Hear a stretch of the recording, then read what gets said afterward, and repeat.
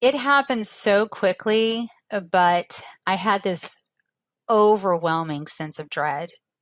Even that night, that first night in the hospital, my best friend from college who was there thought they got it all wrong, thought, oh, it's just some kind of infection, perhaps she was convinced the CAT scan was wrong. And I just knew something was terrible. I was very fearful. I had, from the moment Adrienne was born, I knew I would outlive her. I had this premonition, very strong premonition.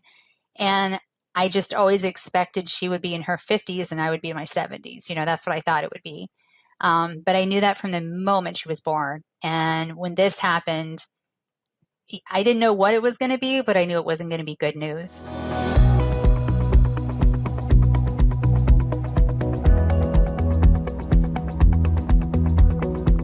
Hey everyone, welcome to another episode of Heroes of Healthcare. I'm your host, Tim Fisher. This podcast shines a light on people in healthcare who are making a positive difference in our world. By any definition of the word, they are heroes. Today, we're excited to have Andrea Wilson Wood join us. Andrea is a keynote speaker, a writer who loves to tell stories, and a patient advocate who founded the nonprofit Blue Faery, the Adrienne Wilson Liver Cancer Association. Her best-selling book, Better Off Bald, A Life in 147 Days, is a memoir about raising and losing her sister to liver cancer. We're thrilled to have Andrea join us. Welcome to the show, Andrea. Thank you so much for having me, Tim.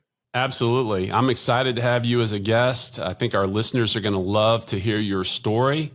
Just a fascinating life and story that you have had to this point. And I know it's far from over. You're going to have more adventure.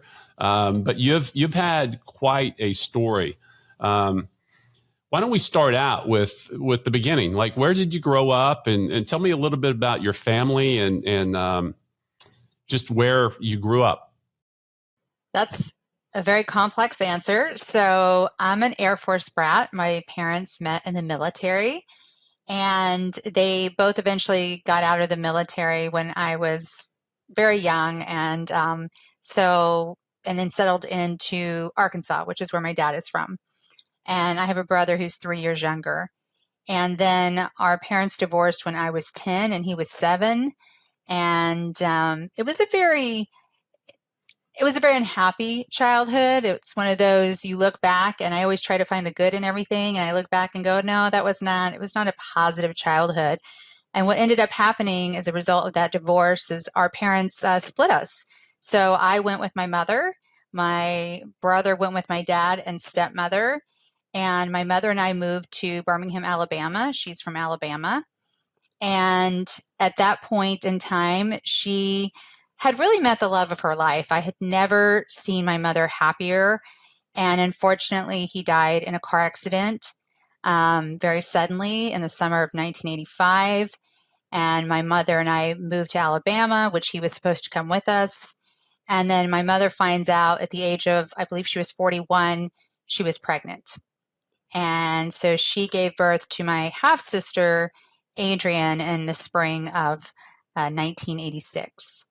And so from then on, it was me and my mom and Adrienne living in Birmingham.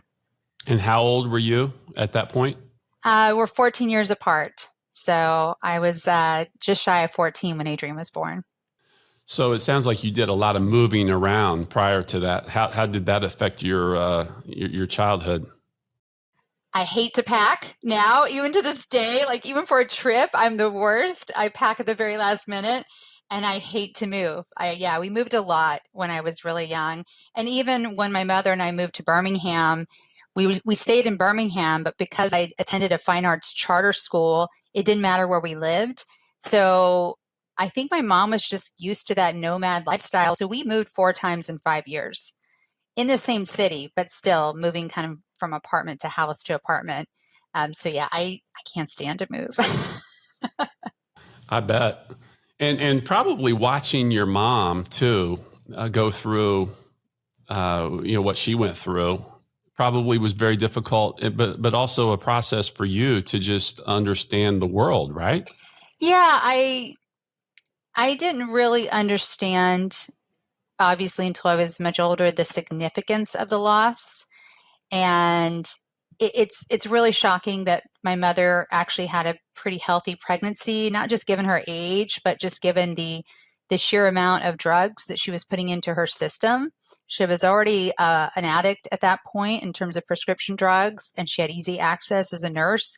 But when the love of her life died, she really didn't want to live very much. And so it's a miracle that she had a pretty healthy pregnancy and Adrienne was born. So you go through high school, Yeah. and then you're making the process of, hey, what do I do next? To kind of walk us through that.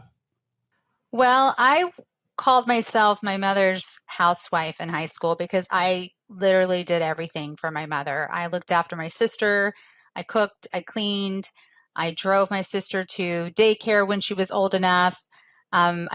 I managed the money for my mother. I mean, I literally did everything except, work for her. But in addition to that, I was going to a very intense high school where the days could be, 10 hours long. And I really got to the point where, when high school was done, I was like, I just want to get as far away from my mother as possible. And I know that sounds terrible, but I really did, because I had so much responsibility as a young person, and I never really had the chance to just be young and have fun. And so when I started looking at colleges, I only looked in California. And by that point, my dad and stepmom lived in Phoenix. So I kind of felt like, well, my dad would be close. And so I applied to 3 colleges in California, um, got into all 3, but USC gave me the financial package. And I had never heard of USC, mind you. Like, I just kind of picked colleges randomly. I applied to USC, UCLA, and San Diego State. And yeah, and I moved to USC in August of 1990, and left my sister, who was 4 at that time, behind with my mother. And I was really worried about that, but at that point, I felt like my mother really just needed to step up and hire a nanny and get her life together. Yeah, in many ways, it sounds like you almost had to fulfill many of the motherly jobs, I guess. I mean, being a shuttle bus and getting your sister to where she needed to be, and daycare and everything else, you were having to do a lot of that. So by the time you went to college, you were probably very mature for your age. I think that depends on whom you ask. I was incredibly responsible. But yes, I mean, when there was a trouble at my sister's preschool, they didn't call my mother. They called me at high school. They relied on me to fix the problem. And so my sister and I were very, very close, even though I left when she was 4. We had a very, very tight bond. So you leave Alabama and you go to USC. Yeah, with $300 in my pocket. $300. Did you have any idea kind of what you wanted your major to be? Did you have any idea what your passion was in life at this point? I initially majored in journalism, and I didn't know what a big deal it was at the time to get into the School of Journalism. I just wrote an essay and got in, and I didn't really have any deep desire to be a journalist. And it was actually my college roommate who said, like, one semester in, she said, "Why are you a journalism major if you hate the news?" And I was like, that's a really good point. So I switched my major to acting, which I did not have a burning desire to do, but my dance teacher in high school had sat me down and said, "I think you would be a really terrific actress, and I think you should consider it." But it wasn't this lifelong dream. I mean, my lifelong dream was to be a ballet dancer. And so I switched my major to acting and had a minor in women's studies, and graduated actually a semester early in December of 1993. So you had, how would you encapsulate your time at USC? Like what do you remember? Well, I always joke that if I wrote about my time at USC, the title would be Boys, Boys, Boys. So, Sounds like college. yeah, I had a great time. I had a wonderful time in college. I really did. It was funny because like nobody would have known I was on the dean's list every semester. Nobody would have known I was in the National Honor Society. I mean, you would have no idea because I was always going out and having fun, but I also worked really hard. I mean, I worked 20 to 30 hours a week when I was in college. Did it come easy for you, the academic side? Yes, except for science. And I was smart enough to, at that time, you could take essentially three classes, pass, no pass. And I took all three sciences, pass, no pass, because I didn't want them to Okay. ruin my GPA. So tip for the youngsters out there. That is a pro tip. Absolutely. So you graduate from USC. Now what?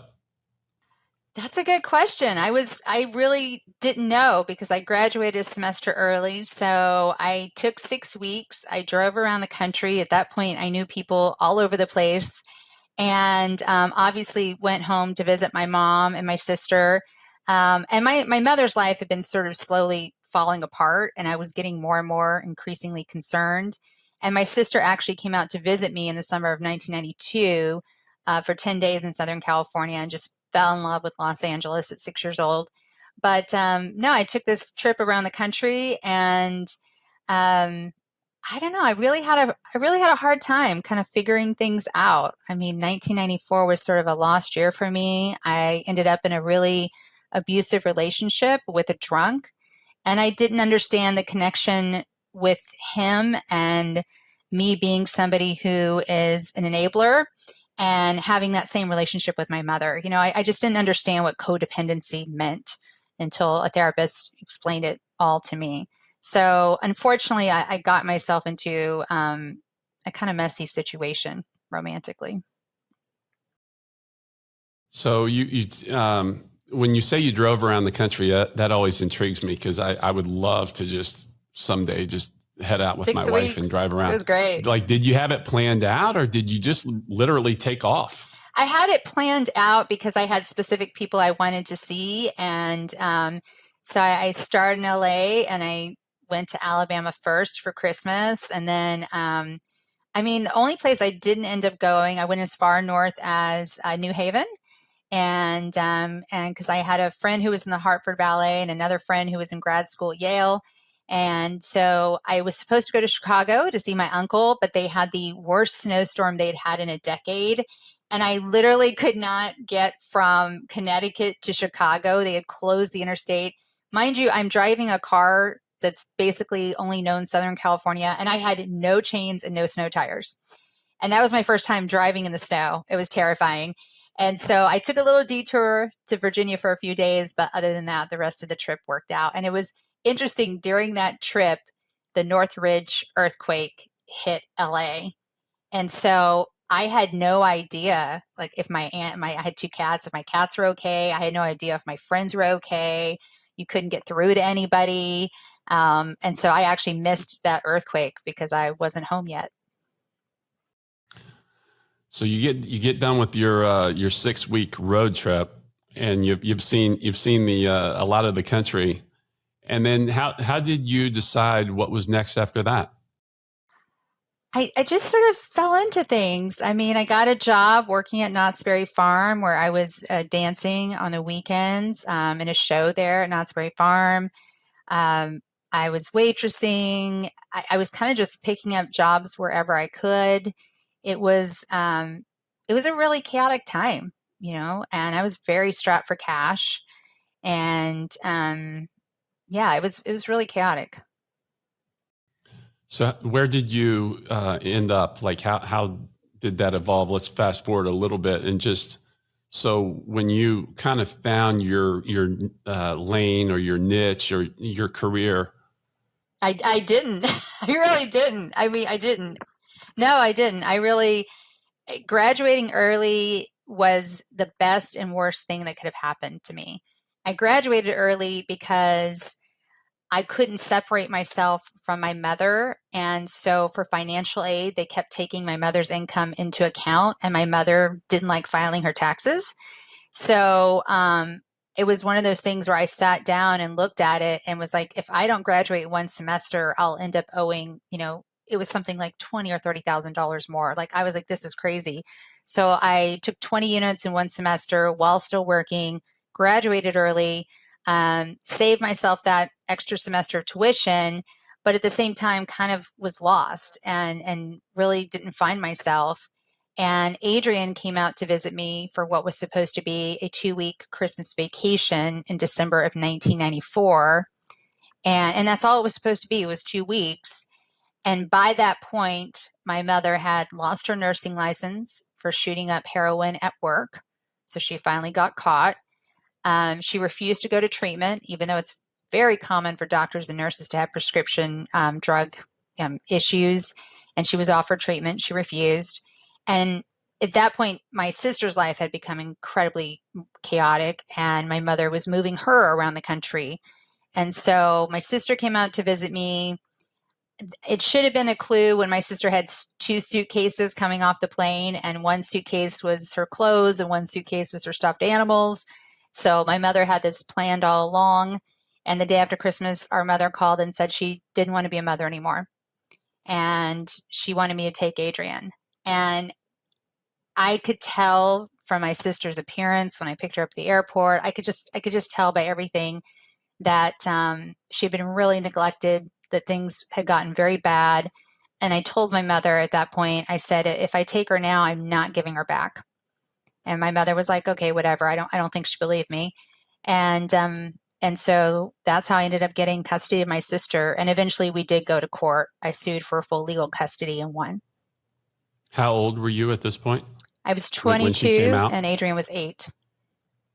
Wow, at 22, you had lived a lot of life, haven't you? Yeah. I was about to live a whole lot more. Yeah, it's funny how that works, isn't it? So Adrienne's living with you when you're 22, and how did that go? Like how did you make that work? You had a lot going on. Well, the alcoholic boyfriend didn't stick around too much longer. He thought he could be a good dad. He was not capable, and so we really, really struggled. We ended up moving out of that apartment that I'd shared with him into another apartment. We ended up getting evicted.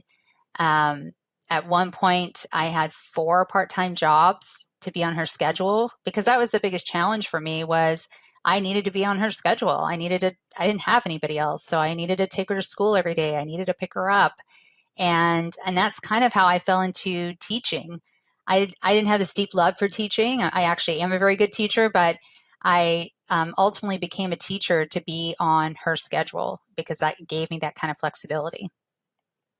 What did you teach? I started off by teaching PE, and then I taught after school classes. I taught dancing and drill team, and then ultimately I became a substitute teacher for 2 different school districts, and then focused on English. So, Writing has always been a passion for you. It sounds like. Yeah. How did that kind of manifest itself into everything you were doing there? I really want to give my high school English teacher credit, Randy Marsh. I had him for both my junior and senior year. And my high school had this very weird thing that you couldn't take an AP class and not take the regular class. So I had 2 English classes my senior year. So I was writing constantly. And he really gave me the confidence to be a writer. I think that's why maybe I applied to the School of Journalism, even though I didn't have an interest in being a journalist, but I knew I could write. And yeah, so it's always been a good outlet for me to express my ideas. So, Adrienne, tell us a little bit about Adrienne. Oh gosh, she was the best kid ever. She was a really amazing kid. I mean, when she first came to live with me, she was absolutely wild, because our mother had let her run wild, and she was out of control. And we had this standoff just a few months after she came to live with me, where she had thrown this very public temper tantrum. Like, she's 8 years old and she's, screaming, yelling, kicking. I mean, it was like something a 2-year-old would have done. And so we had this very defining moment in our relationship where we got back to our apartment. We're still living with the I'll just say drunk boyfriend. Don't want to say his name. And I told her, I said, I'm gonna send you home because you're not listening to me. And it was a complete bluff on my part. I mean, there was no home to send her to, right? No one wanted her. I wasn't going to tell her that. And this was back in the days, and I think you're old enough to remember when you could call the airlines and make a reservation, right? And they would hold it for 24 hours. So that's what I did right in front of her. I called the airlines, made a reservation, had no way of paying for it, mind you. And I told her to start packing her bags. And I said, if you're not going to listen to me, if you're not going to follow the rules of my house, this is not working. And so I went into the living room. She's in her bedroom. I hear her throwing things around the room. And finally she comes out and says she wants to stay. And I just said, well, it's my house, it's my rules, and here's what we're going to do. I'm your parent first, then I'm your sister, and one day I really hope when you're grown up that I'm your friend. But it has to be like that. And she said, okay, sissy, which is what she called me, parent, sister, friend. So, and that really cemented our relationship. Wow, that's sometimes tough love is necessary, right? Remind me not to play poker against you, by the way. That was a pretty good bluff. Yeah, it was a pretty good bluff, right? Did you call the airline back, I assume, and cancel that reservation? No, because I knew that they would cancel it. So yeah.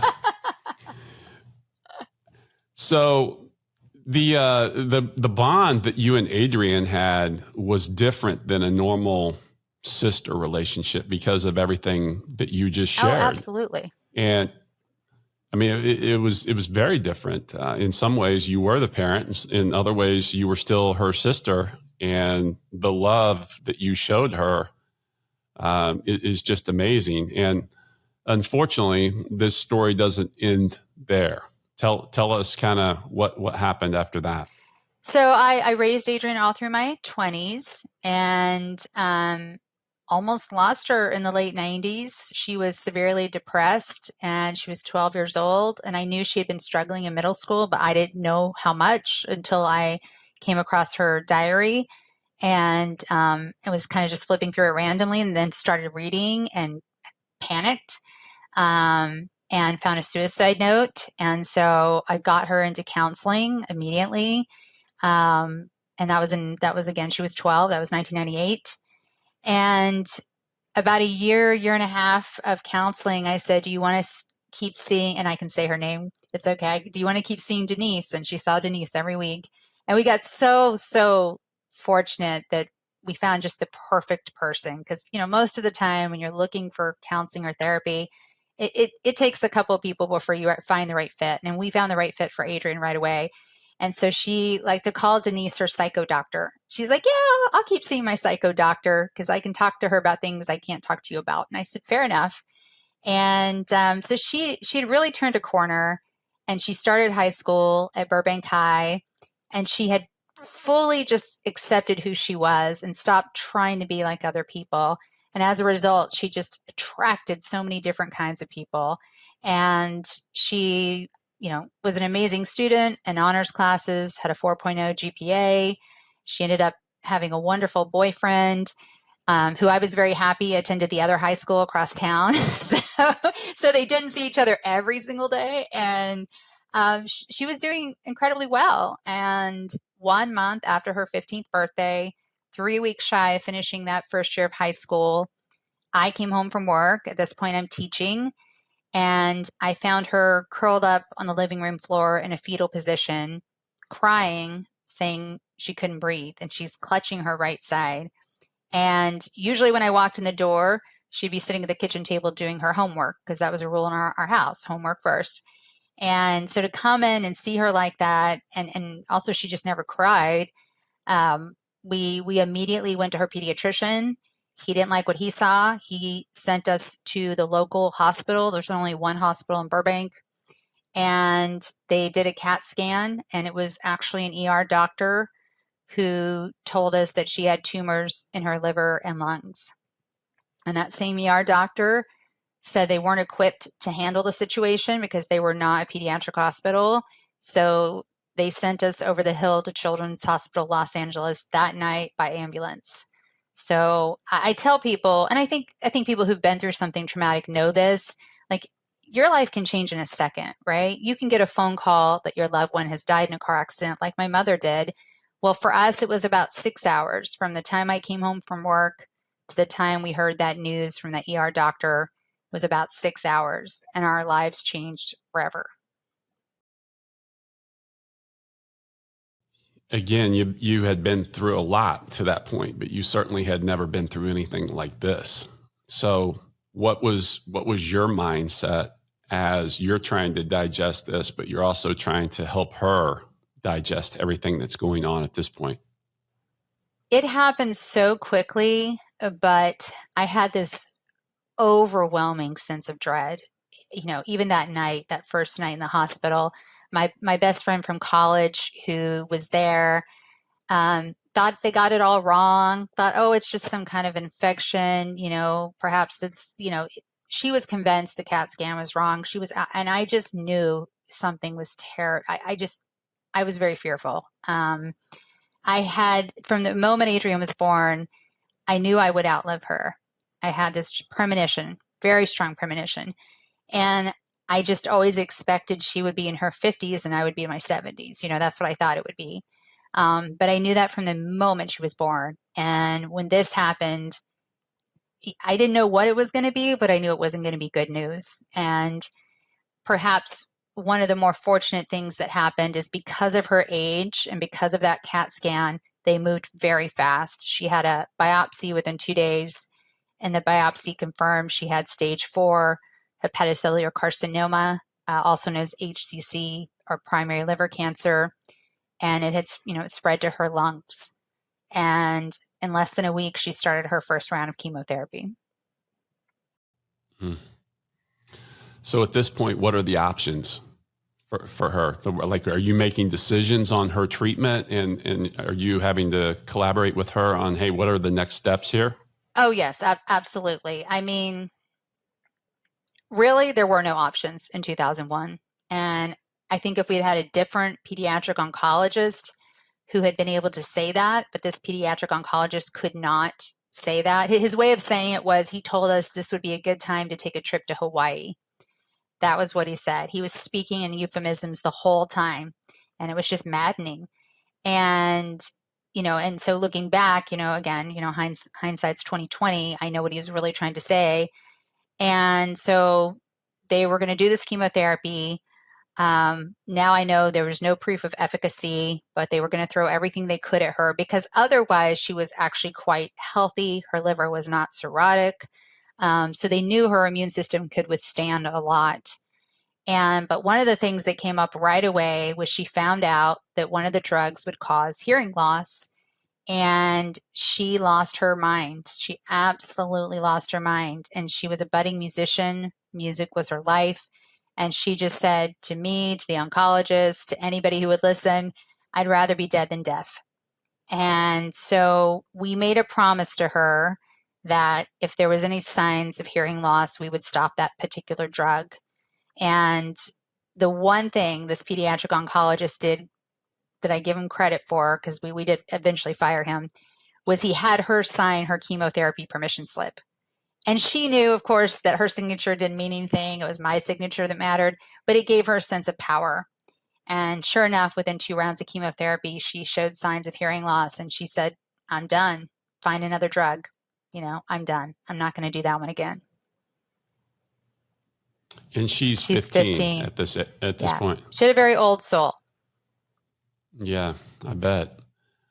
So walk us through the remainder of that journey. That journey was 147 days long. She underwent 5.5 rounds of chemotherapy. It took a long time struggling with the insurance, but I was finally able to transfer her from Children's Hospital Los Angeles to UCLA. And I did that because she didn't have a pediatric cancer. She had a very sort of typical adult primary liver cancer. And we discovered the reason why was because she had chronic hepatitis B and hepatitis C, which we never knew, which the doctors concluded she got from our mother during childbirth.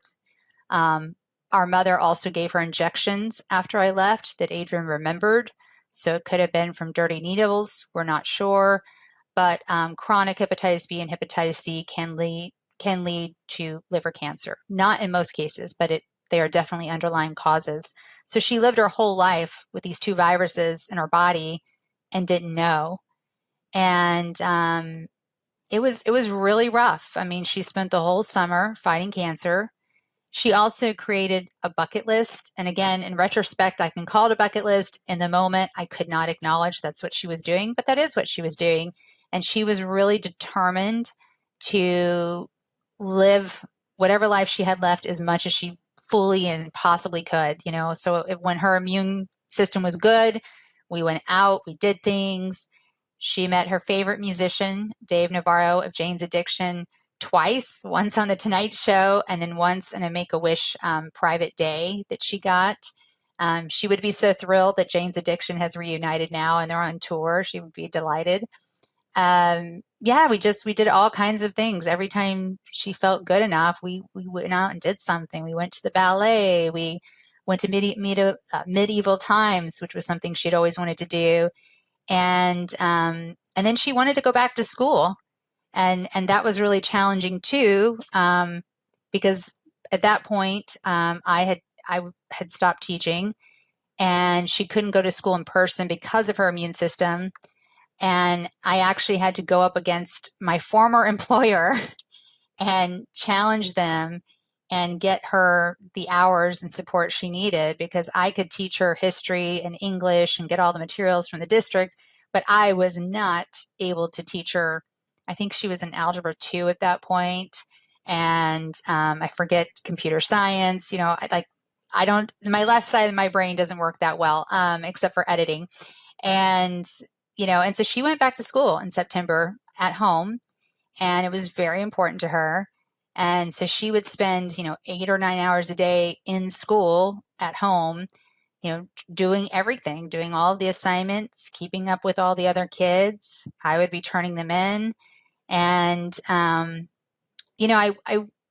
would have said, you don't need to do this, but she really wanted to. Like, she wanted some kind of semblance of a normal life. She really did. And then in early October, she took a really bad turn, and she ended up in the ER twice at UCLA, and the second time she almost died at one point. And the doctors at UCLA wanted me to put her on a respirator, and I said no. I said absolutely not. And just tell me what I need to do to get her home, because I knew there's no way she would want to die in a hospital, and I wasn't going to let that happen. And so one of the sort of lighter moments of the story is that after I agreed to hospice and I agreed to everything they wanted me to agree to, I signed a DNR, do not resuscitate order.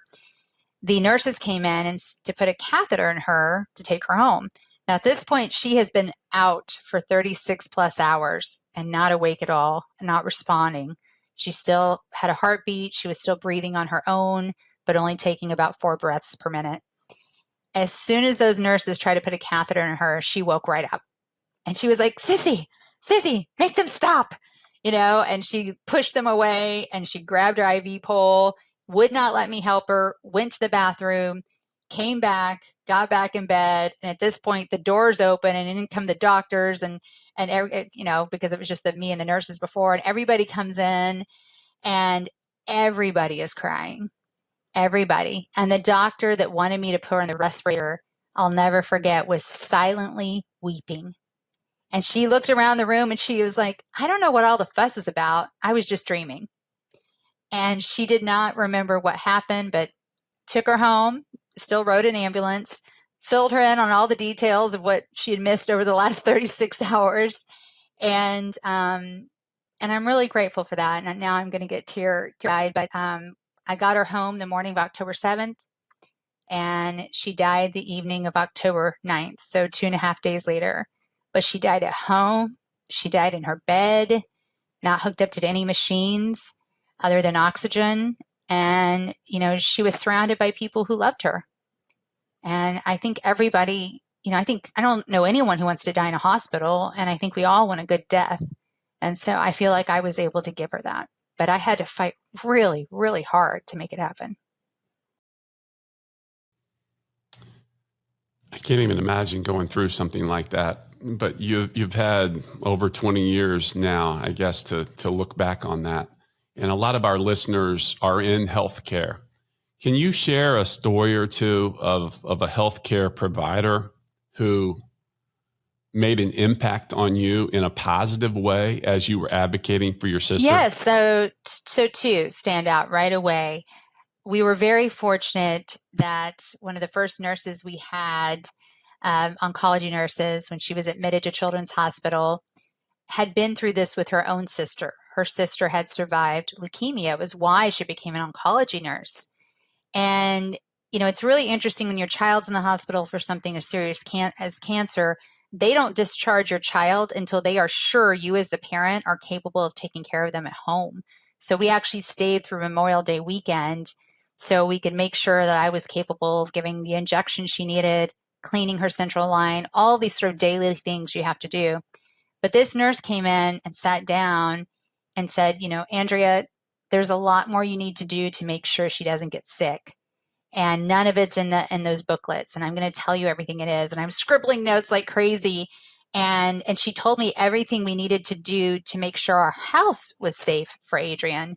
And as a result, during those 147 days, Adrienne got one cold one time. That was it. And another 15-year-old female with a very different kind of cancer was admitted at the same time as Adrienne. Her parents and I went through the same orientation together, and she almost never left the hospital because she was always getting infections. So we just got so fortunate to have this nurse who sat us down and said, this is how you keep your house clean. This is what you need to remove. This is how you ensure she does not get sick at home, because that's what's really scary. The other person is our hospice nurse. I don't know how you work in hospice in pediatrics. I really don't. So I admire her just for that. But when that one doctor wanted me to put Adrienne on a respirator, and he called hospice, she came in, and it's about 5 o'clock in the morning, and I have been up, 36 plus hours, just living on Diet Coke. And she came in, and she was supposed to talk me into putting Adrienne on a respirator. And I just draped my body. This woman was so nice and introduced herself. And I draped my body over Adrienne. I said, I don't care who the F you are. I need to get my baby home. So you make it happen. Get the paperwork. We're taking her home. I don't care what the doctor says. I'm not hooking her up to a machine. That's not what she would want. So later, months after Adrienne died, we stayed in touch for quite some time. But she told me later that her nickname for me was Andrea, don't F with my family Wilson. which I think is like the best nickname ever. It's like, yes, it's a compliment. I own it. So. Absolutely. Well, again, just going through that, and obviously we're doing this in a quick fashion, but you lived through it. And you made a comment to me when we were talking earlier that you said it was never my life's dream to start a nonprofit. So give us a little bit of the why behind that. A year after Adrienne died, I was extremely suicidal. I had it planned. I did not see a life without her. I didn't want a life without her. And being her parent was and will always be the best thing I've ever done with my life. It's the thing I'm absolutely the most proud of. It was such an honor to be her parent. It wasn't always easy, but it was an honor. And I was really struggling with this grief and trying to turn it into something positive. And because I knew that's not what Adrienne would have wanted for me. I knew that. And I knew that if there is an afterlife and I saw her, she'd be really mad. So I, I reached out to the largest liver disease organization in the US, specifically their LA chapter they had at the time. My background is writing and marketing, also in teaching at that point. And I said, I see you're not doing anything in liver cancer, and I could see the trajectory of liver cancer. I knew where it was going. I knew it was only going to get worse across the world. And I said, please let me volunteer for you. I think at first they thought I was asking for a job. And I said, no, I don't want a job. I want to help you. Like at the very least, let's get some patient education materials on your website. And they wanted nothing to do with liver cancer. And I found out years later, after collaborating with them, that was an actual edict at the time. They just didn't even want to touch it. And I got so frustrated. And so I did more research, and there wasn't a single nonprofit in the US doing anything in liver cancer, which is one of the most common cancers worldwide. And so it was one of those things where I like to quote Lily Tomlin. She said, I thought somebody should do something about that. And then I realized that somebody was me. And that's exactly what it was. It was like, nobody is doing anything about this. And I was like, I need to do this. Like, I need to make this happen. Well, you have a history of seeing a need or getting to a point in your life where you can go one of two directions, and you've walked us through your story here, and at this point you just decided to start your own nonprofit and do it. Yeah. So tell us a little bit about Blue Faery. So Blue Faery's mission is to prevent, treat, and cure primary liver cancer, specifically hepatocellular carcinoma, which is what killed Adrienne, through research, education, and advocacy. And we started the organization in, technically we were incorporated. Talk about, I don't know if you call it a coincidence or what. We got our incorporation papers on the same day that Adrienne came off that plane to visit me for that Christmas vacation, 8 years apart. So, and that was, you just file the papers and you get them back and they're stamped with a date, and I couldn't believe it.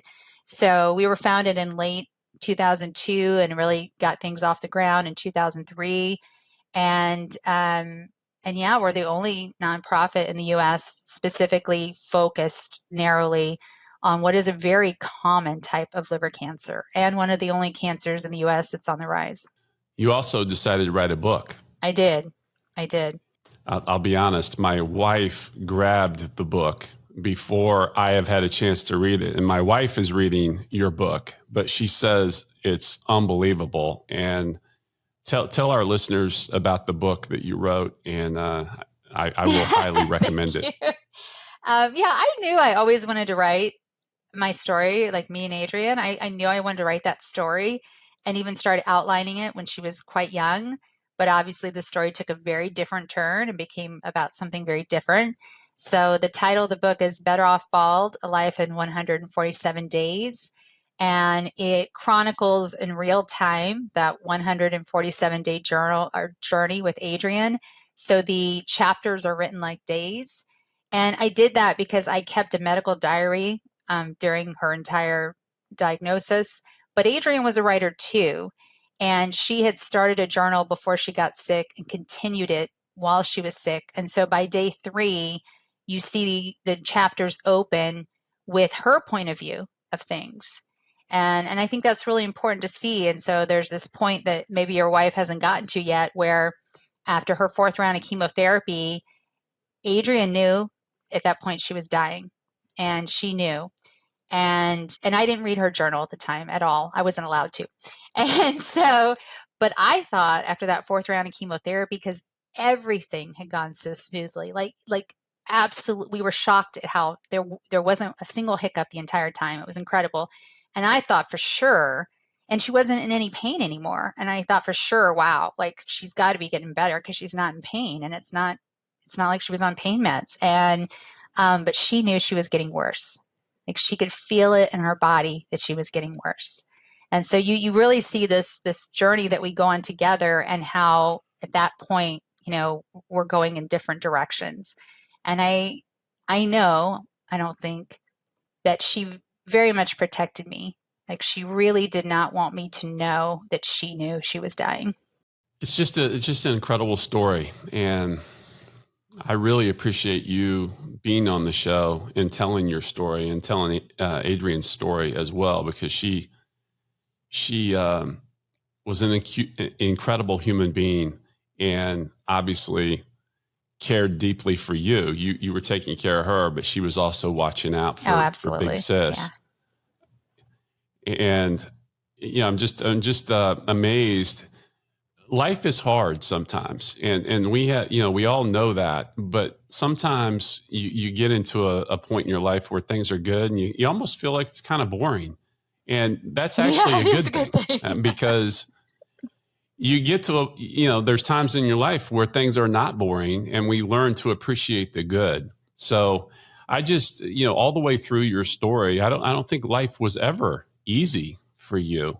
And you have continued to not complain about it or be a victim, and you have stood up and made a difference. And the reason we have this podcast, and it's called Heroes of Healthcare, is to put a spotlight on people who are making a difference in the world, making a positive difference in the world.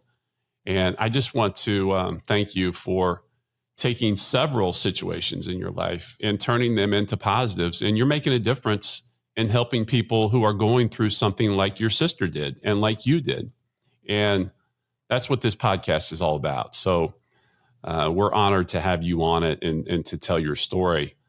As we wrap up here, and there's a lot more we can talk about, but I want to encourage our listeners to go out and find your book and read that book. And I'm sure they can interact with you or engage with you on social media or through Blue Faery. And we want to encourage our listeners to do that. But we always, well, before I ask you the final question, tell me a little bit, just a question before the last question. When you think of Adrienne today, what do you think of?